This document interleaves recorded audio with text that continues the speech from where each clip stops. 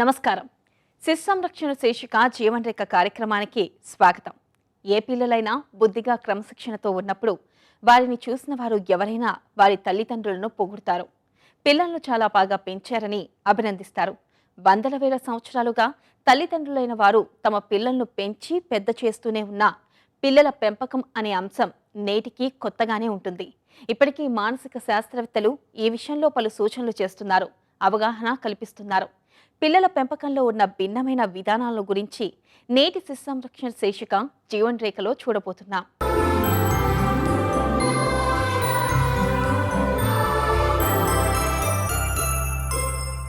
పిల్లల పెంపకం విషయంలో ఒక ఇంటికి మరో ఇంటికి చాలా తేడా ఉంటుంది.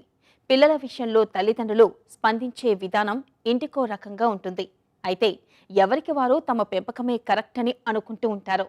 ప్రపంచవ్యాప్తంగా పిల్లల పెంపకం విషయంలో ఉన్న భిన్నమైన రీతులను విశ్లేషించిన మానసిక శాస్త్రవేత్తలు ప్రధానంగా వాటిని 4 రకాలుగా విభజించారు. ఆ వివరాలను ఇప్పుడు తెలుసుకుందాం.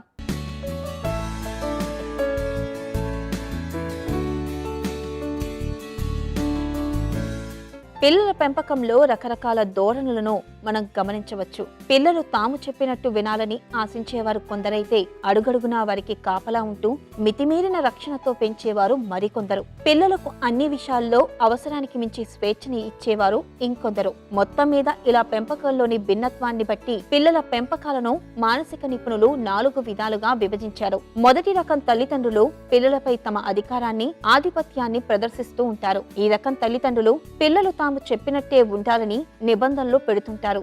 ముఖ్యంగా తాము తల్లిదండ్రులం కనుక పిల్లలపై తమకు అధికారం ఉందని వీరు భావిస్తుంటారు. ఇది పూర్తిగా సాంప్రదాయ రీతి పెంపకం. తల్లిదండ్రులు పిల్లలకు సంరక్షకులు కనుక తమ మాట జవదాటకూడదనే అభిప్రాయం వీరిలో ఉంటుంది. ఈ రకం పెంపకంలో పిల్లలు తల్లిదండ్రులు చెప్పినవన్నీ క్రమశిక్షణతో పాటించడం వలన మంచి ప్రవర్తనని కలిగి ఉండే అవకాశం ఉంది. పద్ధతిగా పెరిగే అవకాశాలు ఎక్కువే. అయితే ఈ తరహా పెంపకంలో లోపాలు సైతం ఉన్నాయి. వీరి తల్లిదండ్రులు తమకు గౌరవం, తమ మాటకు విలువ ఇవ్వడం లేదనే భావంతో ఉంటారు. దాంతో టీనేజ్లోకి వచ్చాక తల్లిదండ్రులకు ఎదురు తిరగవచ్చు. కొంతమంది పిల్లలు తల్లిదండ్రులు తమను వేధిస్తున్నారనే అభిప్రాయంతో ఆ కోపాన్ని తమ తోటి పిల్లలపైన చూపిస్తూ ఉంటారు. వారి పట్ల అనుచితంగా, అమర్యాదగా ప్రవర్తించవచ్చు కూడా. సో ఇప్పుడు ఎలాంటి పేరెంటింగ్ స్టైల్స్ అయితే మంచిది అని అంటే దీంట్లో మనము యూజువల్లీ చూస్తే ఒక 4 విధాలుగా మనము ఇప్పుడు మోడర్న్ అయితే ఒక 8 విధాలుగా మారిపోయింది. అంటే ఫస్ట్ మనము ఇవాళ ఇప్పుడు మాట్లాడుకునేది authoritarian parenting style. So authoritarian parenting స్టైల్లో ఏం జరుగుతుంది అని అంటే యూజువల్లీ పేరెంట్స్ ఏం చేస్తారు, నేను చెప్పిందే నువ్వు వినాలి, నేను చెప్పినట్టుగా నువ్వు ఫాలో అవ్వాలి అంటే చాలా డిసిప్లినరీ పేరెంటింగ్ స్టైల్ ఉంటుంది. వాళ్ళు ఏం చెప్తే అది ఫాలో అవ్వటం, రెస్ట్రిక్షన్స్, లిమిటేషన్స్, వాళ్ళు చెప్పిన కొన్ని రూల్స్, దీన్ని నిర్ధారించుకొని పిల్లల ప్రవర్తన అనేది ఉంటుంది. సో ఇప్పుడు అథారిటేరియన్ పేరెంటింగ్ స్టైల్లో ఏం ప్రాబ్లమ్స్ అయ్యి ఉండొచ్చు? యూజువల్లీ అంటే పిల్లలు ఎక్కువగా ఎక్స్ప్లోర్ అవ్వలేరు. వాళ్ళు ఏదైతే చెప్తారో అదే ఫాలో అవ్వాలి. అది ఫాలో అవ్వనప్పుడు ఏమవుతుంది అని అంటే రెస్ట్రిక్షన్స్ వలన వాళ్ళకు ఫాలో అవ్వకపోతే వాళ్ళకి పనిష్మెంట్ ఇవ్వటము, లేకపోతే దాని కాన్సిక్వెన్సెస్ అనేవి వాళ్ళు ఎదురు చూడటము, లేకపోతే అలాంటి కాన్సిక్వెన్సెస్ అనేవి వాళ్ళు ఎలాంటి మా పేరెంట్స్ పనిష్మెంట్ ఇస్తారో అని చెప్పి ఒక భయంతో వాళ్ళు ప్రవర్తించటము. దీనివల్ల ఏంటంటే వాళ్ళు సొంతంగా ఏమీ ఆలోచించకపోవటము, లో కాన్ఫిడెన్స్గా ఉండటము, వాళ్ళు తట్టుకోలేకపోవడము, దాన్ని సామర్థ్యంగా సాల్వ్ చేసుకోలేకపోవటము, ఇలాంటి డిఫికల్టీస్ అన్నీ కూడా మనము అథారిటేరియన్ పేరెంటింగ్లో చూస్తుంటాం. అలాంటి ప్రవర్తన ఉండటం తప్పకుండా పిల్లలకి నెగిటివ్ ఇంపాక్టే ఉంటుంది. పిల్లలపై అధికారాన్ని చెలాయించే పెంపకానికి పూర్తిగా వ్యతిరేకం పర్మిసివ్ పేరెంటింగ్. ఈ తరహా పెంపకంలో తల్లిదండ్రులు పిల్లలకు తగినంత స్వేచ్ఛని ఇచ్చి స్నేహితుల్లా ఉండాలని అనుకుంటారు. ఇలాంటి పెంపకం వలన పిల్లలు మానసికంగా, తెలివితేటల పరంగా చక్కగా అభివృద్ధి చెందుతారు. అయితే తాము ఏమి చెప్పినా తల్లిదండ్రులు సరే అనడం వలన పిల్లలు తమ ఆలోచనలోని లోపాలను గురించి తెలుసుకోలేరు. పిల్లలపై పూర్తి అధికారం చూపించే పెంపకానికి, పూర్తిగా పిల్లల నిర్ణయాలకు తలూపే పెంపకానికి మధ్య మరో రకం పెంపకం ఉంది. దీనిని చక్కని సమతుల్యతమైన, ప్రామాణికమైన పెంపకంగా చెప్పవచ్చు. ఈ తరహా పెంపకంలో తల్లిదండ్రులు తమ నియమ నిబంధనలు చెబుతారు, కానీ పిల్లల అభిప్రాయాలను సైతం అడుగుతారు. ఈ తరహా పెంపకంలో పిల్లలకు తల్లిదండ్రులకు మధ్య విభేదాలు తగ్గుతాయి, పిల్లలకు స్వేచ్ఛ ఉంటుంది. అయితే అది ఎంతవరకు ఉంటుందో కూడా వారికి తెలుస్తుంది. అలాగే తల్లిదండ్రులు పిల్లల అభిప్రాయాలను గౌరవిస్తూనే తమ నిబంధనలను సైతం గట్టిగా చెప్పగలుగుతారు. ఇక 4వ రకం పెంపకం పూర్తిగా నిర్లక్ష్య ధోరణిలో ఉంటుంది.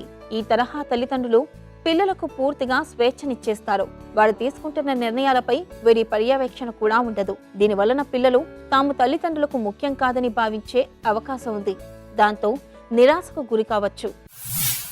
అథారిటేటివ్ పేరెంటింగ్ అనేది మంచి పేరెంటింగ్ స్టైల్. సో ఈ అథారిటేటివ్ పేరెంటింగ్లో ఏముంటుందంటే డిమాండ్ ఉన్నప్పటికీ కూడా పిల్లలని అర్థం చేసుకుంటూ, అంటే వాళ్ళ రెస్పాన్సెస్ని అర్థం చేసుకుంటూ, అంటే వాళ్ళని గైడ్ ప్రాపర్గా చేస్తూ వాళ్ళు ఎలా ఎప్పుడు ఏం చేయాలి అనేది వాళ్ళ దగ్గర ఉండి వాళ్ళకి ఎలా నర్చర్ చేసి వాళ్ళకి అలా సహాయం చేస్తూ వాళ్ళకి సపోర్ట్ చేస్తూ కోఆర్డినేట్ చేస్తూ పిల్లలకి వాళ్ళు గైడ్ చేస్తుంటారు కరెక్ట్ వేలో.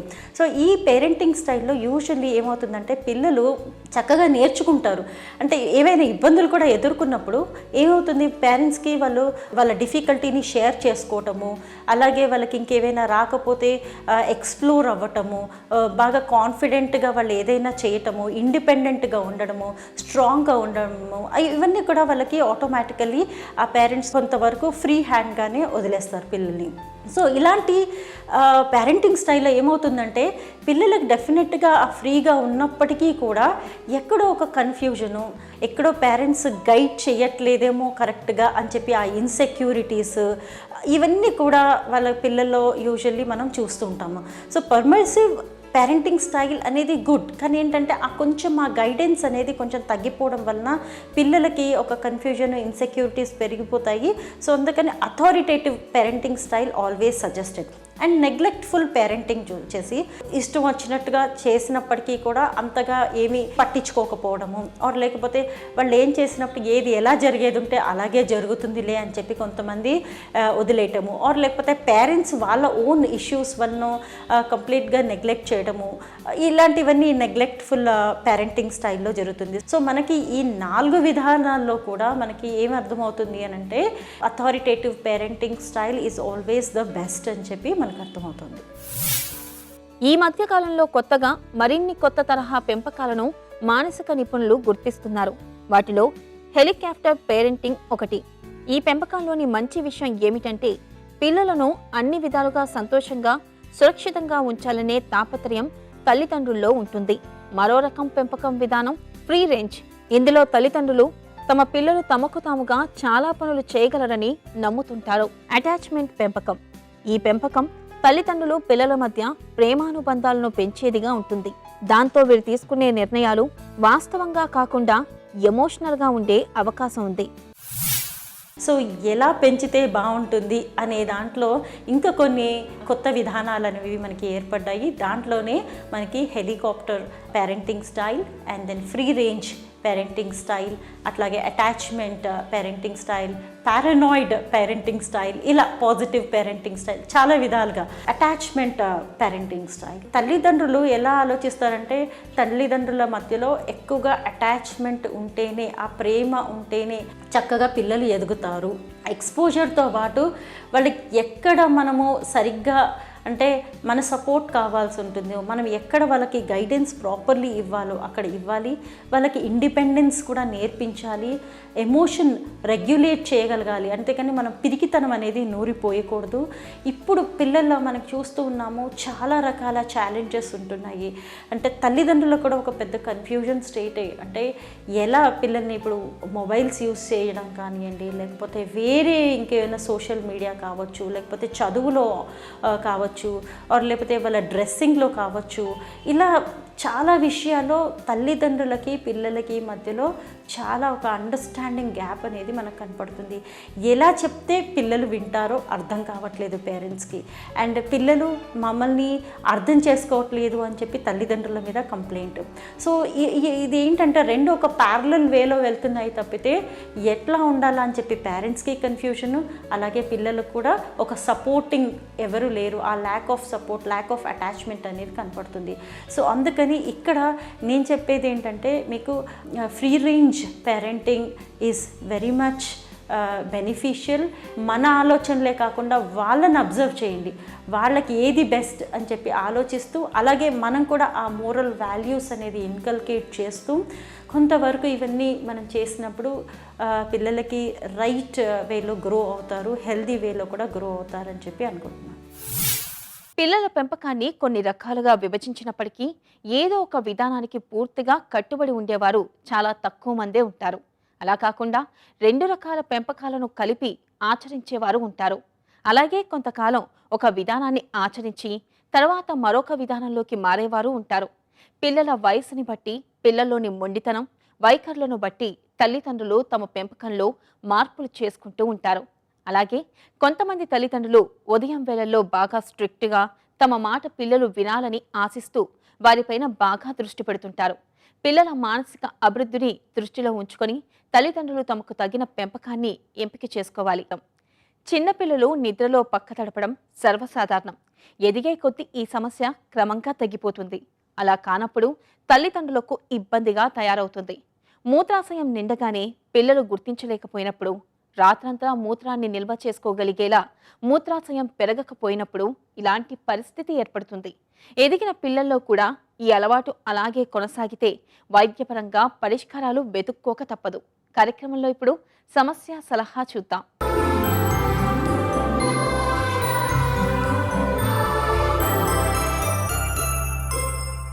డాక్టర్ గారు, అంజలి గారు ఇలా అడుగుతున్నారు. మా పాప చిన్నప్పటి నుంచి బొద్దుగా ఉంటుంది, వయసుకు మించి పొడుగ్గా కూడా ఉంటుంది. ఇప్పుడు 6 ఏళ్ళు వచ్చినా అలాగే లావుగా ఉంటుంది. స్కూల్లో అంతా ఆట పట్టిస్తున్నారని అంటుంది. ఆహారం విషయంలో మేం కంట్రోల్లోనే ఉంచుతున్నాం. చిరుతిండ్లు కూడా తినదు. అయినా ఇలా పెరగడం కొంచెం భయంగా ఉంది. ఏం చేయమంటారో చెప్పండి అని అడుగుతున్నారు. ఏమండి అంజలి గారు, 6 సంవత్సరాల పిల్లలో అనూహ్యంగా బరువు పెరగటానికి దీన్ని చైల్డ్హుడ్ ఒబెసిటీ అంటాం. అంటే చిన్న పిల్లల యొక్క ఊబకాయం. ఒకటి, ఎంత ఫుడ్ తింటున్నారనేది మీరు అనుకున్నది ఒకటి ముఖ్యమైతే, అన్నిటికన్నా ముఖ్యమైనది ఏంటంటే రెండోది, దానికి సరిపడగా ఫిజికల్ యాక్టివిటీ ఉందా లేదా. ఈ రెండో పాయింట్ గురించి మాట్లాడుతూ ఏంటంటే ఫిజికల్ ఎక్సర్సైజ్. ఈ మధ్యన ఎస్పెషలీ ఈ లాస్ట్ పోయిన సంవత్సరం 2 సంవత్సరాల నుంచి ఈ లాక్డౌన్ గురించి అదే నేపథ్యంలో చాలామంది పిల్లలు ఇంట్లోనే ఉండడం జరుగుతుంది. దాని గురించి ఊబకాయం ప్రిటీ మచ్ 90% ఆఫ్ ద ఫ్యామిలీస్లో చూస్తూ ఉన్నాం. ప్రతి పిల్లవాడు, ప్రతి పాప కూడా బరువు అనూహ్యంగా పెరిగిపోతుంది. ఎందుకంటే ఫిజికల్ యాక్టివిటీ లేకపోవటం వలన. ఆ ఫిజికల్ యాక్టివిటీ కూడా వెలుతురులో అంటే సన్లైట్లో చేయాలి. విటమిన్ డి లోపం చాలా విస్తృతంగా చూస్తూ ఉన్నాం. ఊబకాయం చాలా విస్తృతంగా చూస్తూ ఉన్నాం. సో ఒక స్ట్రక్చర్డ్ ఫిజికల్ స్పోర్ట్ తోటి ఆడుకుని ఇంట్లో హైడ్ అండ్ సీక్ ఆడుకోవడం కాదండి ఆటలంటే స్ట్రెన్యూస్గా ఉండాలి ఫిజికల్ యాక్టివిటీ. ఐదర్ ఫుట్బాల్ కానీ, లేకపోతే బాస్కెట్బాల్ కానివ్వండి, లేకపోతే బ్యాడ్మింటన్ కానివ్వండి, లేకపోతే స్విమ్మింగ్ కానివ్వండి, సైక్లింగ్ కానివ్వండి, రన్నింగ్ కానివ్వండి, జిమ్నాస్టిక్స్ కానివ్వండి, ఏదో ఒకటి మీకు తోచినటువంటి ఫిజికల్ యాక్టివిటీ దగ్గరలో ఉన్న స్టేడియంలో జాయిన్ చేసైనా చేయొచ్చు. లేకపోతే మీరే తల్లిదండ్రులుగా ప్రొద్దుట సాయంత్రం కూడా తీసుకెళ్ళి చేయటం చేయాలి. ఇది చేయకపోతే దీని అనర్థాలు చాలా ఉన్నాయి. ఇంకొకటి అడగొచ్చు, సార్ ఊబకాయం కాదు సార్, మా పిల్ల పొడుగ్గానే ఉందంటాం. లేదండి, లావు ఉన్న ప్రతి ఒక్కళ్ళు కూడా కంపల్సరీగా పొడుగుంటారు. ఎందుకంటే they are getting more substrate, obviously they will put on more height also. But అది హెల్దీ కాదండి. సో వెంటనే మీరు మీ డాక్టర్ గారిని సంప్రదించి అది ఎందుకు, కారణం ఏంటనేది చూసి దాన్ని బట్టి దానికి పరిష్కారం ఏంటో ఆలోచించండి మీరు. డాక్టర్ గారు, హేమలత గారు ఇలా అడుగుతున్నారు. మా పాప వయసు 3 ఏళ్ళు. అన్నం తినగానే బాగా దగ్గు వస్తుంది. గొంతులో నుంచి పిల్లి కూతలు వస్తాయి. పక్క మీదకి వరకగానే వాంతులు చేసుకుంటుంది. ఇది అజీర్తి సమస్య. డాక్టర్ చెప్పినట్టు మసాలా ఆహారాలు, చాక్లెట్లు, కూల్ డ్రింక్స్ ఇవ్వడం లేదు. అయినా సమస్య అలాగే ఉండడానికి కారణం ఏమై ఉంటుంది అని అడుగుతున్నారు. హేమలత గారు, మీ పాపకి 3 సంవత్సరాలు అన్నారు. 3 సంవత్సరాలకి ఫుడ్ తిన్న వెంటనే, భోజనం ఆహారం చేసిన వెంటనే పడుకున్నప్పుడు వాంతి అవ్వచ్చు, లేకపోతే పిల్లలు కూతులు రావచ్చు, లేకపోతే శ్వాస తీసుకోవడానికి ఇబ్బంది ఉన్నాయని చాలా విపులంగా ఎక్స్ప్లెయిన్ చేశారండి. దీనికి మీరు అనుకునేటువంటి అజీర్తి కాదు. మెయిన్గా ఏంటంటే 2 కారణాలు దీనికి. నంబర్ 1, అన్నిటికన్నా ముఖ్యమైనది ఏంటంటే రిఫ్లక్స్. రెండోది hyper acidity or gastric acid production ఎక్కువ ఉండడం వలన. ఎప్పుడైతే పిల్లలు ఫుడ్ తీసుకోకుండా ఎక్కువ జంక్ ఫుడ్, చిప్స్ లాంటి జంక్ ఫుడ్ కానివ్వండి, డీప్ ఫ్రై ఐటమ్స్ కానివ్వండి, ఆయిలీ ఫుడ్ కానివ్వండి, ఎక్కువ చాక్లెట్ కానివ్వండి, ఈ ఎసిడిటీని పెంచుతుంది. గ్యాస్ట్రిక్ ఎసిడిటీ ప్రాబ్లమ్స్ వచ్చి చిన్నపిల్లల్లో కూడా ఈ జీర్ణకోశ ఏదైతే ఉంటుందో ఆ జీర్ణకోశ వెళ్ళి స్టమక్లో కలుస్తుంది. అక్కడి నుంచి డియోడనం పేగు ద్వారాగా చిన్న పేగులోంచి పెద్ద పేగులోకి మన ఆహారం డైజెస్ట్ అయ్యి వెళ్తూ ఉంటుంది. ఈ పిల్లలకి మీరు చెప్పినటువంటి హిస్టరీ చూసినట్టయితే జీర్ణకోశలో అంటే ఈసోఫేగస్ కింద స్టమక్ ఉంటుంది. ఆ ఈసోఫేగస్కి స్టమక్కి మధ్యలో ఒక స్పింక్టర్ లాగా, అంటే టైట్గా లిడ్ క్లోజ్ చేసేలాగా ఒక స్పింక్టర్ ఉంటుంది. అంటే మన ఫుడ్ ఎప్పుడైతే ఆహారం తీసుకుంటామో ఆ ఆహారం జీర్ణకోశ ద్వారాగా ఎప్పుడైతే స్టమక్లోకి వెళ్తుందో పైన ఆ స్పింక్టర్ మూసుకుపోతుంది. ఆ మూసుకుపోయినప్పుడు మనం భోజనం చేసిన తర్వాత అంతుకునే ఎల్లకిలా పడుకున్నా అంత ఈజీగా ఫుడ్ మనకు బయటికి రాదు. కానీ ఇటువంటి రిఫ్లక్స్ ఉన్న పిల్లలకి ఏమవుద్దంటే చాలా లూజ్గా ఉంటుంది. అది గ్యాస్ట్రో ఈసోఫేజియల్ స్పింక్టర్ అంటాం. ఈసోఫేగస్ అంటే జీర్ణకోశ, గ్యాస్ట్రో అంటే స్టమక్. ఈ స్టమక్కి ఆ ఈసోఫేగస్కి మధ్యలో ఉన్న స్పింక్టర్ పేరు గ్యాస్ట్రో ఈసోఫేజియల్ స్పింక్టర్. ఆ స్పింక్టర్ సరిగా పనిచేయక లూజ్గా ఉంటుంది. ఎప్పుడైతే మీ పిల్ల మంచం మీద పడుకుందో ఆ ఫుడ్ అంతా ఈజీగా బయటకు వస్తుంది. ఒకసారి మళ్ళీ మీ డాక్టర్ని సంప్రదించి కారణం ఏంటో తెలుసుకుని దానికి కరెక్ట్గా ట్రీట్మెంట్ ఇచ్చినట్టయితే దీనికి పూర్తిగా ఉపశమనం ఉంటుంది. వయసు పెరిగే కొద్దీ పిల్లలు పక్క తడపడం తగ్గిస్తారు. సాధారణంగా 5 ఏళ్లు నిండేసరికి మూత్ర విసర్జన సమయాలకు అలవాటు పడతారు.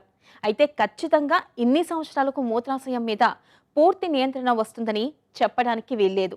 7 ఏళ్లు దాటిన తర్వాత చాలా తక్కువ మందిలో మాత్రమే ఈ అలవాటు కొనసాగవచ్చు. అయితే అలా కొనసాగడానికి అంతర్లీనంగా ఏదైనా సమస్య ఉండి ఉంటుంది. అందువలన 7 ఏళ్లు దాటినా పక్క తడుపుతున్నప్పుడు డాక్టర్ను సంప్రదించడం మంచిది. డాక్టర్ గారు పూర్ణచంద్రిక గారు ఇలా అడుగుతున్నారు. మా బాబుకి 10 ఏళ్లు, తరచూ తలనొప్పి వస్తుంది.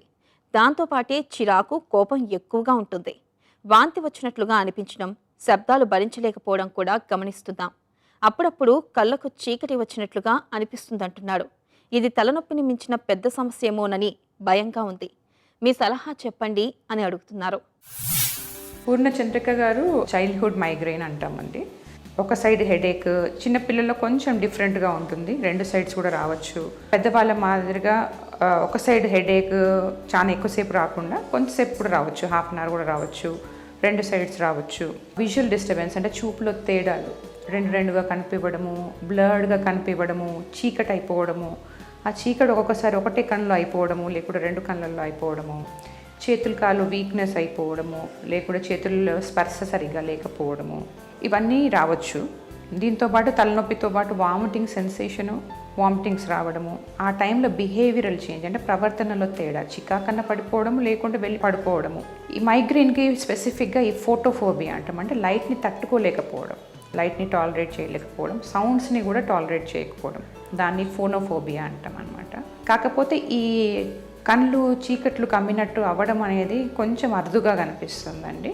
First of all pressure science ఏమన్నా ఉన్నాయా, బ్రెయిన్లో ప్రెషర్ సైన్స్ అని అంటాము, అలాంటివి ఏమన్నా ఉన్నాయో అనేది చూసుకోవాల్సి వస్తుంది. దానికి జనరల్గా ఎలా ఉంటుందంటే పొద్దున్నే లేచి తలనొప్పి అనడము, వామిటింగ్స్ పొద్దున్నే లేవడం, అది కూడా ఫోర్స్ఫుల్గా వామిట్ కావడం, అంటే ఇక్కడ కూర్చుంటే అక్కడ ఫోర్స్గా వచ్చి కొట్టుకోవడము, కళ్ళు తేడాగా పెట్టడం అంటే స్క్వింటింగ్ అంటాము, మెల్లకన్ను పెట్టడము, ఇలాంటి సమస్యలు ఉన్నప్పుడు తప్పకుండా డాక్టర్ గారికి చూపించుకోవాలి. కంటి వెనకాల భాగంలో ఏమైనా వాపు ఉందా, దాన్ని పాపిల్లెడిమా అంటాము, అలా ఉన్నప్పుడు తలలో ప్రెషర్ పెరిగిన దానికి సంకేతం అన్నమాట. అలా ఏమైనా ఉన్నప్పుడు మనము స్కాన్ చేసుకోవడము, దాంట్లో ఏమైనా లక్షణాలు కనిపిస్తున్నా అనేది చూసుకోవాలండి.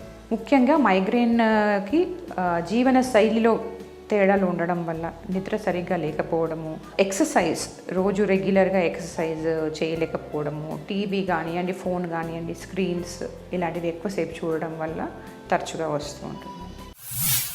డాక్టర్ గారు స్వప్నప్రియ గారు ఇలా అడుగుతున్నారు. మా బాబు వయసు 4 సంవత్సరాలు. బాగా జ్వరం వచ్చినప్పుడు ఫిట్స్ వస్తూ ఉంటాయి, కానీ కాసేపట్లో మళ్ళీ మామూలుగా అవుతాడు. మందులు వాడుతున్నాం. ఇప్పుడు 2వ సంతానం కనాలంటే భయంగా ఉంది. ఒకరికి ఫిట్ సమస్య ఉంటే తోబుట్టు కూడా వచ్చే అవకాశాలు ఉంటాయంటున్నారు. నిజమేనా అని అడుగుతున్నారు.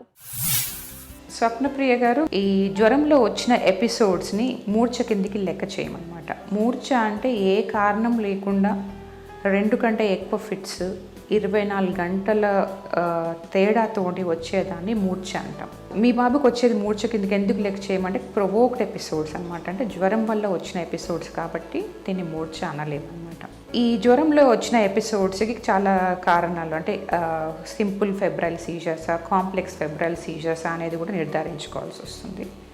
సింపుల్ ఫెబ్రైల్ సీజర్స్ అంటే 2 సైడ్స్ వచ్చే ఫిట్ 5 నిమిషాల లోపు ఉండడము, తొందరగా తేరుకోవడము. అదే కాంప్లెక్స్ ఫెబ్రైల్ సీజర్స్ అంటాం, ఆర్ ఏటిపికల్ ఫెబ్రైల్ సీజర్స్లో ఫిట్స్ ఎక్కువసేపు రావడము, ఒక సైడ్ బాడీకే రావడము ఫిట్స్, లేకుంటే ఒకటే జ్వరంలో పదే ఫిట్స్ రావడము, ఇలాంటివన్నీ కాంప్లెక్స్ ఫెబ్రైల్ సీజర్స్ అంటాం. ముఖ్యమైన కారణం ఇంకోటి, మూడోది ఏంటంటే జ్వరంలో ఫిట్స్ వచ్చినప్పుడు జ్వరానికి గల కారణాలు తెలుసుకోవడం ఇంపార్టెంట్. ఎందుకంటే మెదడు వాపు వ్యాధిలో కూడా జ్వరంలో ఫిట్స్ వస్తాయి. సో అది వెరీ ఇంపార్టెంట్.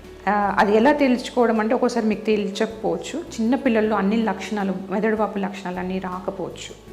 కాబట్టి అలా వచ్చినప్పుడు జ్వరంలో ఫిట్స్ వచ్చినప్పుడు కంపల్సరీగా మీ చిన్నపిల్లల డాక్టర్ పీడియాట్రిషియన్కి కంపల్సరీగా చూపివ్వాలండి. జ్వరం ఎక్కడి నుంచి వస్తుందనేది నిర్ధారించడం ఇంపార్టెంట్. సో మీ బాబుని చూస్తే ఫిట్స్ వస్తూ ఉన్నాయి, రెగ్యులర్గానే వస్తున్నాయి, కాకపోతే తొందరగా కోలుకుంటున్నాడు, తర్వాత నార్మల్ అయిపోతున్నాడు అంటే మోస్ట్లీ సింపుల్ ఫెబ్రైల్ సీజర్స్ లాగా ఉండొచ్చు. ఈ జ్వరంలో వచ్చే ఫిట్స్కి జనరల్గా రెగ్యులర్గా మందులు వాడాల్సిన అవసరం ఉండదండి. ఈ ప్రథమ చికిత్స ఒకటి చూసుకోవాలి, జ్వరం గల కారణాలు చూసుకోవాలి. 2 కంటే ఎక్కువ ఎపిసోడ్స్ ఉంటే ఫ్లోబజామ్ అనే ఒక మందు ప్రిస్క్రైబ్ చేస్తారు, అది ప్రిస్క్రిప్షన్తోనే తీసుకోవాలి. 2-3 రోజులు ఇచ్చేసి ఆపుతాము. అలాంటి లక్షణాలు లేకుంటే రెగ్యులర్గా మందులు వాడాల్సిన అవసరం లేదు, ఫిట్ మందులు. ఎందుకంటే ఇది ఓన్లీ జ్వరం వచ్చినప్పుడు వచ్చింది కాబట్టి జ్వరం వచ్చినప్పుడు జాగ్రత్తలు తీసుకుంటే సరిపోతుంది. పిల్లలు ఉద్దేశపూర్వకంగా పక్కతడపరు. వయసు పెరిగే కొద్దీ తగ్గే ఈ సమస్య గురించి 5 నుంచి 7 ఏళ్ల మధ్యలోనే ఆలోచించాలని, 7 ఏళ్లు దాటాక కూడా కొనసాగుతున్నప్పుడే డాక్టర్ సాయం కోసం వెళ్లడం మంచిదని నిపుణులు చెబుతున్నారు. పిల్లలు ఉద్విగ్నతకు లోనవుతున్నట్టు అనిపిస్తే వాళ్ళ మనసులో మాట వెల్లడించడానికి అవకాశం కల్పిస్తే ప్రశాంతంగా ఉంటూ ఈ సమస్యకు దూరమవుతారు. బాగా తడి పీల్చుకునే లోదుస్తులు వేయడం, మందపాటి ప్లాస్టిక్ షీట్ మీద పడుకోబెట్టడం లాంటి కనీస జాగ్రత్తలు తీసుకోవాలి. ఇది నేటి శిశు సంరక్షణ శీర్షిక జీవన్ రేఖ. మరో కార్యక్రమంలో మళ్ళీ కలుద్దాం. నమస్తే.